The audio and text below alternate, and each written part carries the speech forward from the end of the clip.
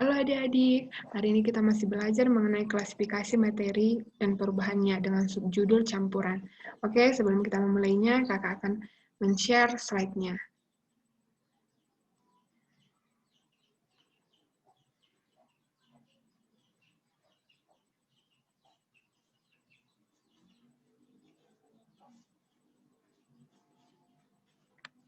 Ayo dari adik-adik sekalian, ada yang sudah tahu apa itu campuran?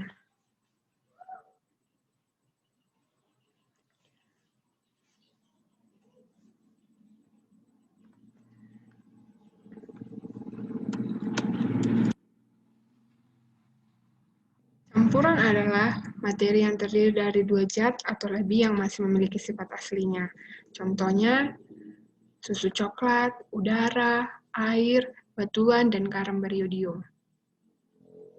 Campuran itu dibedakan menjadi dua, yaitu yang pertama campuran homogen dan juga campuran heterogen.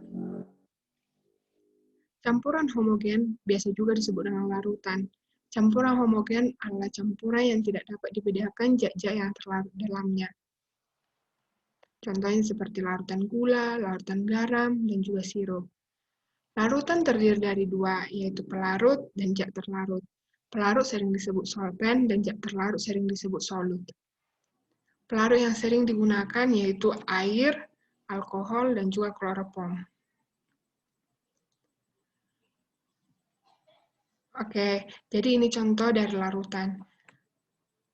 Solvent kita ibaratkan solvent atau pelarutnya adalah air, dan solut atau zat terlarutnya kita ibaratkan adalah gula. Ketika air dan gula dilarutkan secara bersamaan dalam satu gelas, ketika gula dan air saling bercampur, kita tidak dapat membedakan di mana partikel gula yang sudah tercampur dalam air. Hal ini disebut dengan larutan homogen atau campuran homogen. Jadi larutan dibagi menjadi tiga. Yang pertama asam, yang kedua basa, dan yang ketiga garam. Asam memiliki ciri-ciri rasanya masam, tapi harus diingat ya adik-adik, ini tidak dapat dicoba kecuali dalam makanan. Dapat menimbulkan korosi atau pengkaratan. Jadi ketika asam terkena besi, maka besi tersebut akan mudah berkarat.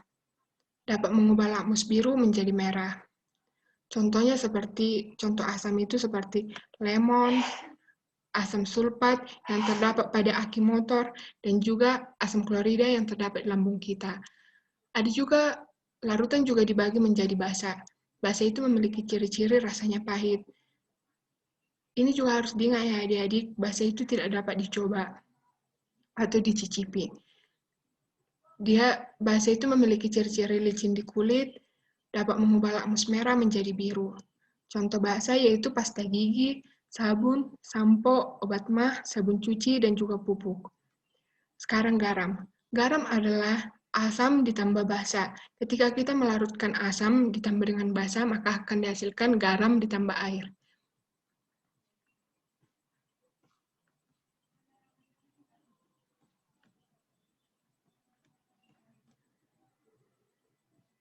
Oke, selanjutnya.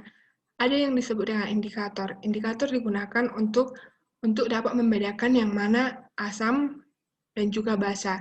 Ada yang disebut dengan indikator alami dan juga indikator buatan. Indikator alami contohnya mawar merah, kunyit, kubis, dan bunga kembang sepatu. Sementara indikator buatan yaitu lakmus merah dan juga lakmus biru.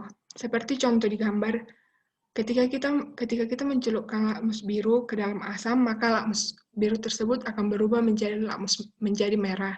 Dan demikian juga halnya, ketika kita mencelupkan lakmus merah ke dalam basa, maka akan berubah menjadi biru. Tadi kan adik-adik kita sudah membahas mengenai campuran homogen. Sekarang kita akan membahas mengenai campuran heterogen. Campuran heterogen terjadi karena zat yang tidak dapat bercampur satu dengan yang lain secara sempurna, sehingga dapat dikenali penyusunnya. Contohnya campuran pasir dan air. Kita tahu kan, ketika kita mencampurkan pasir dan air, kita dapat membedakan di mana pasir dan yang mana air. Oke adik-adik, sampai sini keterangan dari kakak. Apakah dari adik-adik ada pertanyaan? Kalau ada yang belum adik-adik mengerti, silakan ditanyakan kepada kakak. Oke, sampai sini dulu pelajaran kita mengenai campuran. Terima kasih adik-adik atas kerjasamanya.